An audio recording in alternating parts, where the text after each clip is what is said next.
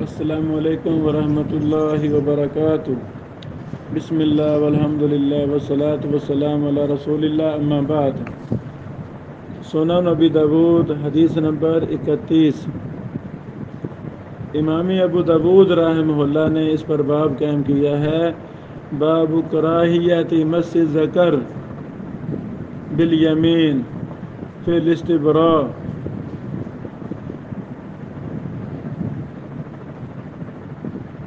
دائیں ہاتھ سے شرمگاہ کو چھونے کی کراہت کا بیان فی الاستبراء بیت الخلاء میں قضاء حاجت کے وقت واضح حدیث لائے ہیں۔ قال حدثنا مسلم بن ابراہیم و موسیٰ بن اسماعیل، دو شیخوں سے بیان کیا۔ قال، دونوں نے کہا، حدثنا ابان قال حدثنا یحییٰ عن عبد اللہ بن ابی قتادہ عن ابیہ قال قال رسول اللہ صلی اللہ علیہ وسلم، رسول اللہ صلی اللہ علیہ وسلم نے فرمایا، اذا بال احدکم، جب پیشاب کرے تم میں سے کوئی ایک، فلا یمس ذکرہ بیمینہ، نہ چھوئے اپنے شرمگاہ کو اپنے دائیں ہاتھ کے ساتھ پیشاب کرتے وقت۔ وَإِذَا أَتَى الْخَلَاءَ، جب وہ بیت الخلاء یعنی قضاء حاجت کرے، فلا یتمسح بیمینہ، اپنے دائیں ہاتھ سے استنجا نہ کرے۔ وَإِذَا شَرِبَ، جب پانی پیے، کوئی چیز پیے، فلا یشرب نفسا واحدا، وہ ایک ہی سانس میں نہ پیے۔ یہ حدیث ہے، یہ حدیث متفق علیہ ہے، صحیح بخاری میں بھی ہے، مسلم میں بھی ہے۔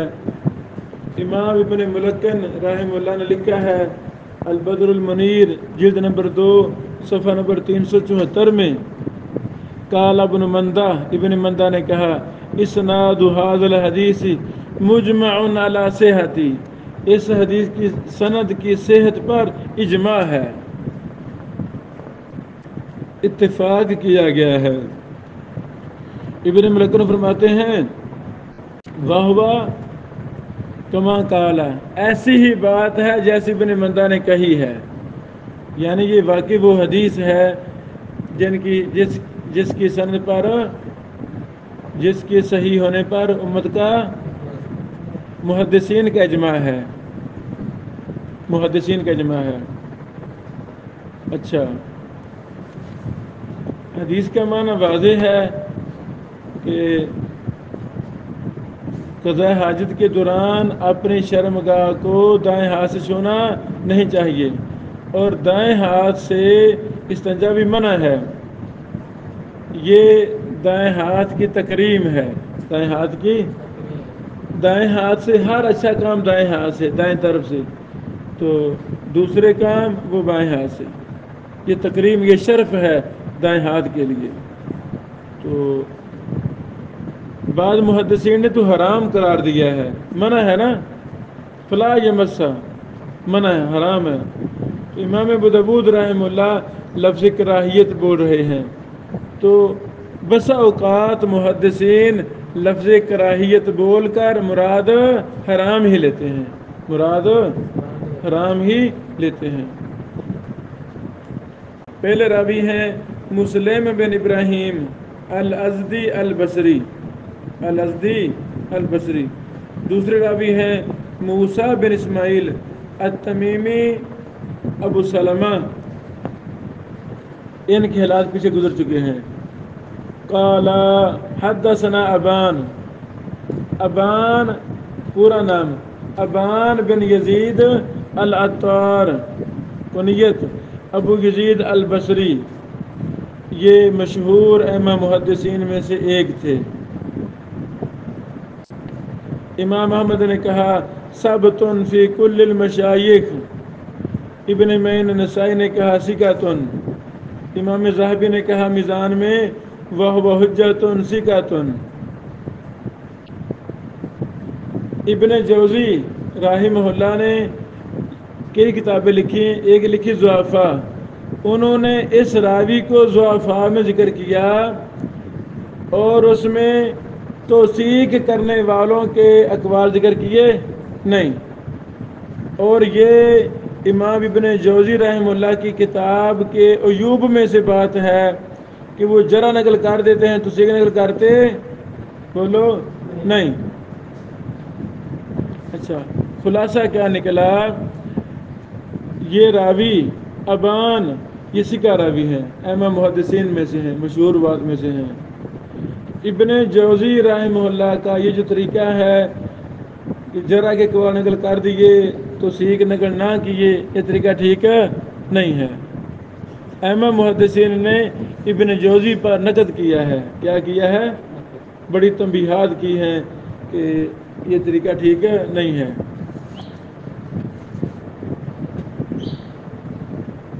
آپ 160 سے کچھ اوپر ہجری میں فوت ہوئے، 160 61 62 63 ہجری میں فوت ہوئے۔ اگلے راوی ہیں یحییٰ بن ابی کثیر الیمامی، یمامہ بتایا تھا نا پہلے بھی، الریاض سے تقریباً 100 کلومیٹر فاصلے پر ہے یمامہ، جہاں جنگ ہوئی تھی بہت بڑی، ہاں یمامہ سعودی عرب۔ تو اس یمامہ بستی میں امام یحییٰ بن ابی کثیر بھی وہاں پیدا ہوئے، ساری زندگی انہوں نے وہاں ہی گزاری۔ ابن ابی کثیر بڑے مشہور محدث تھے، سکہ ہیں، یہ پہلے گزر چکے ہیں۔ یہ بیان کرتے ہیں عبداللہ بن ابی قتادہ الانصاری سے، ان کی کنیت ہے ابو ابراہیم، عبداللہ کی کنیت کیا ہے؟ ابو ابراہیم۔ یہ بھی سکہ ہیں، امام نسائی نے سکہ کہا ہے۔ آپ 95 ہجری میں فوت ہوئے۔ وہ بیان کرتے ہیں اپنے باپ سے، باپ کا نام ابو قتادہ، ابو قتادہ کا نام تھا حارث بن ربعی الانصاری الخزرجی رضی اللہ تعالیٰ عنہ۔ سیدنا ابو قتادہ رضی اللہ تعالیٰ عنہ مشہور صحابی، احد میں شریک ہوئے اور کئی اور جنگوں میں غزوات میں بھی شریک ہوئے۔ آپ سے 160 حدیثیں مروی ہیں، 160 حدیثیں مروی ہیں۔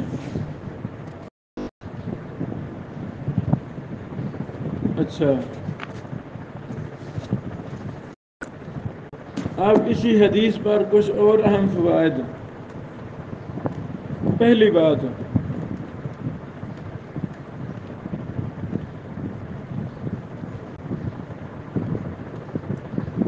یہ حدیث بخاری حدیث نمبر 153 ہے، 153 بخاری میں، مسلم میں 267 نمبر ہے، ترمذی میں 15 نمبر حدیث ہے، سنن نسائی کبریٰ میں،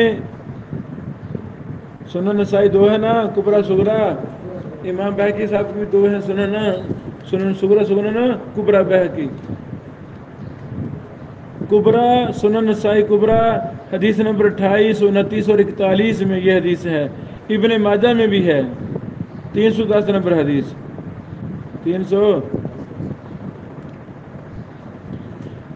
مسند احمد میں بھی ہے 19419، صحیح ابن حبان میں بھی ہے 1434۔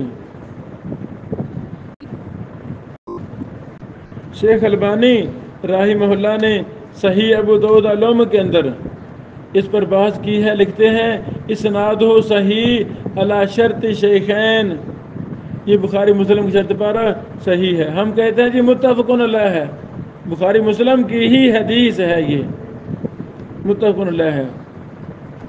وقد اخرجہ وابو عوانہ وابن خزیمہ فی صحاحہم، ابن خزیمہ نے بھی اپنے صحیح میں ذکر کیا اس کو، ابو عوانہ نے بھی اپنے صحیح میں ذکر کیا ہے، وصححہ ترمذی، اور امام ترمذی نے بھی اس کو صحیح کہا ہے۔ کیا کہا ہے؟ صحیح کہا ہے. اچھا، یحییٰ بن ابی کثیر نے بعض سندوں میں تحدیث بھی کی ہے، یعنی سماع کی صراحت کی ہے، سماع کی صراحت کی ہے. آخری جملہ، اس حدیث کا آخری جملہ پانی پینے والا، یہ دارمی ابن ماجہ میں نہیں ہے، باقی حدیث ہے دارمی ابن ماجہ میں. آخری جملہ پانی پینے والا وہ نہیں ہے. اچھا، اسی طرح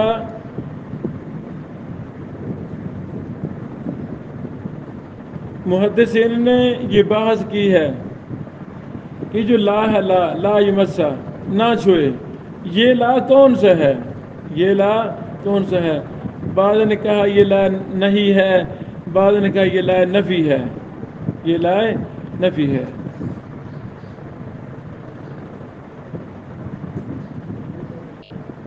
اچھا بیٹو، اما محدثین حدیث کے متن کو جمع کرتے تھے. ابن معین کا ہی فرمان ہے، جب تک ہم 30 سند جمع نہ کر لیں ہمیں حدیث کا علم ہوتا نہیں. یعنی زیادہ سے زیادہ جب سند جمع کریں گے، متن جمع کریں گے، پھر جا کر واضح ہوتا ہے اس حدیث کا معنی کیا ہے. تو جب اس حدیث پر غور کیا تو اس کے مختلف الفاظ دوسری کتابوں میں وضاحت ہے. مثلاً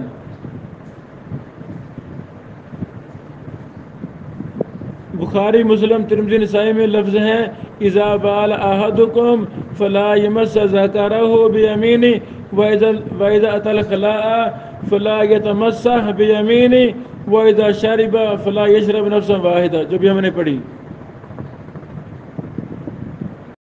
بخاری میں یہ لفظ ہے جو بھی پڑھ رہا ہوں، اذا بال احدکم فلا یأخذ ذکرہ، پہلے ہے یعنی یتمسح، پہلے ہیں فلا یمس ذکرہ، تو اس میں لفظ ہے فلا یأخذ، ایک ہی مطلب ہے، فلا یأخذ ذکرہ بیمینہ ولا یستنجی بیمینہ. ایک روایت میں یتمسح مطلب استنجا ہی ہے، تو دوسری حدیث کے لفظ نے یتمسح کا معنی واضح کر دیا، مراد کیا ہے، استنجا. ولا یتنفس فی الاناء، تو پہلی حدیث میں ہے وَإِذَا شَرِبَ فَلَا يَشْرَبْ نَفْسًا وَاحِدًا، تو اس میں لفظ ہیں بخاری کی اس روایت میں وَلَا يَتَنَفَّسْ فِي الْإِنَاءِ، کہ برتن کے اندر سانس لینا نہیں.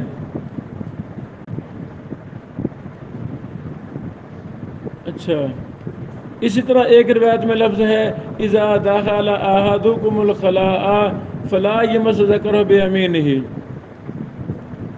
ایک روایت میں لفظ ہیں ان نبی صلی اللہ علیہ وسلم نہا ان یتنفس فی الاناء، یعنی کچھ روایتوں میں لفظ لالا ہے، کچھ میں نہا کا لفظ ہے، کچھ میں نہا کا، نہا ان یتنفس فی الاناء وان یمس ذکرہ بیمینہ وان یستطیب بیمینہ. واضح، نہا ان یتنفس فی الاناء، برتن میں سانس لینے سے منع کیا، لفظ نہا ہے.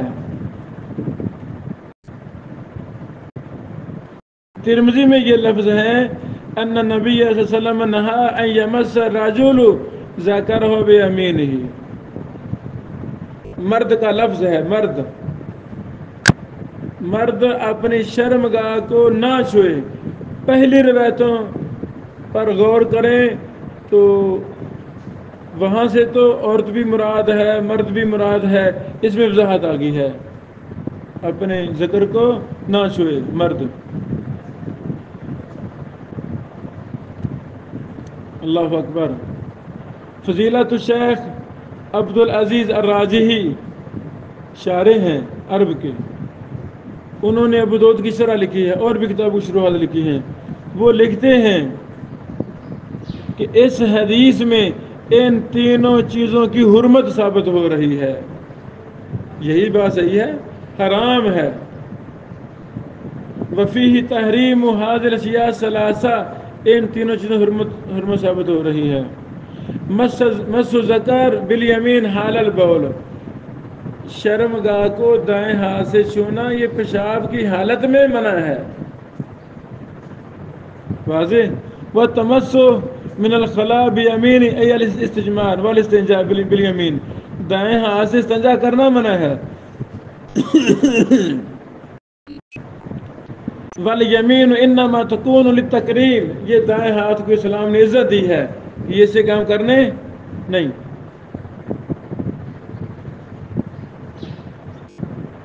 وَإِذَا شَرِبَ فَلَا يَشْرَبْ نَفْسًا وَاحِدًا، اس کا معنی کیا ہے کہ وہ برتن کو پانی پیے، برتن کو منہ سے دور کر لے پھر سانس لے، یہ نہیں پانی بھی پی رہا ہے درمیان میں سانس بھی لے رہا ہے، یہ منع ہے، یہ حرام ہے۔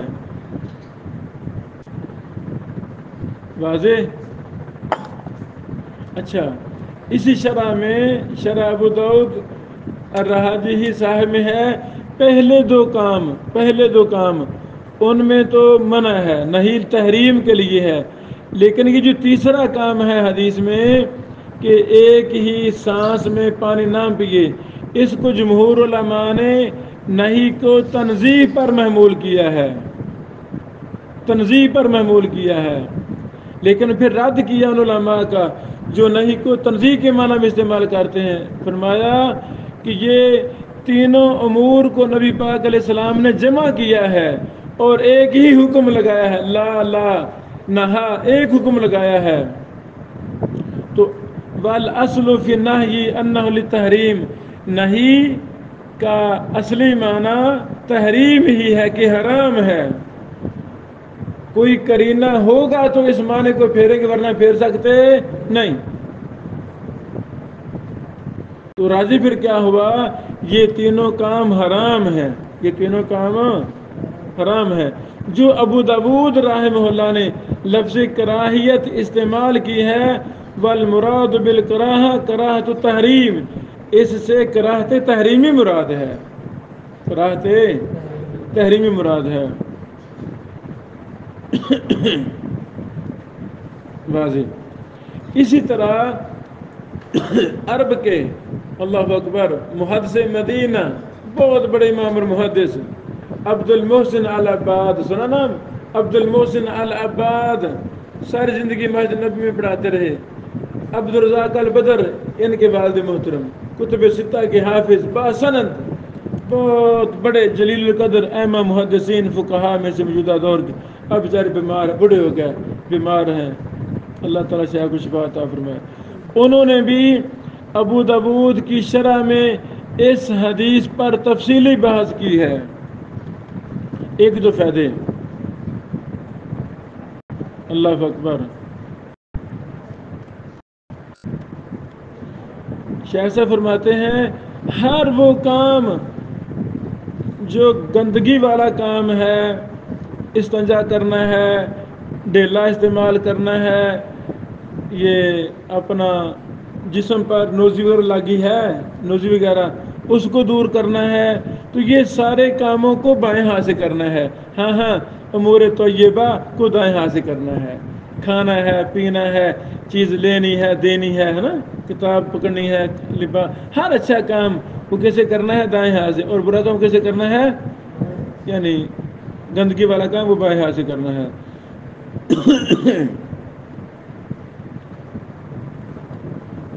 اسی طرح اور بھی انہوں نے تفصیل بیان کی ہے، اللہ اکبر۔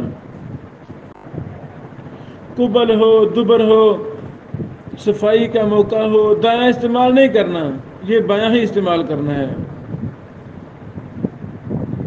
فَكُلُّ مَا يَتَعَلَّقُ بِإِزَالَةِ الْأَذَى، ہر وہ چیز جو گندگی کو دور کرنے کے متعلق ہے، تو وہ کیسے ہوگا، بائیں کے ساتھ، کیسے ہوگا، بائیں کے ساتھ، دائیں سے ہوگا نہیں۔ پھر اذا شاربا فلا یشرب نفسا واحدا، اس کا معنی بھی وہی بیان کی جو دوسرے شیخ راجی صاحب نے بیان کیا۔ شیخ صاحب فرماتے ہیں عبد المحسن العباد صاحب، لا یستمر فی الشرب بل اناء فی فمی، وہ مسلسل پانی نہ پیتا رہے اور اس کا منہ بھی برتن کے ساتھ لگا ہوا ہو. لأنه لا بد أن يتنفذ في الإناء إذا استمر.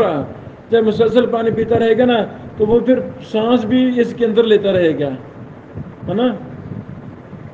اسے چاہیے کہ برتن کو منہ سے پیچھے کرے، پھر سانس لے، پھر پانی پی لے. وَيَكُونُ ذَلِكَ 3 مرات، اور یہ 3 بار ہونا چاہیے. پانی پیئے، پیچھے ہٹا لیں، پھر پیئے، پھر پیچھے ہٹا لیں، پھر پیئے. 3 دفعہ پانی کو 3 سانسوں میں، 3 گھونٹوں میں پینا چاہیے، 3 سانسوں میں. اور یہی سننے سے ثابت ہے. ایک ہی سانس میں پانی لگایا منہ کے ساتھ، چلو چھٹی، یہ ٹھیک نہیں ہے، یہ منع ہے. انسان کو ایک ہی سانس پانی نہیں پینا چاہیے. اس میں تکلیف ہے، بیماری بن سکتی ہے، اس میں نقصان ہے، فائدہ نہیں ہے.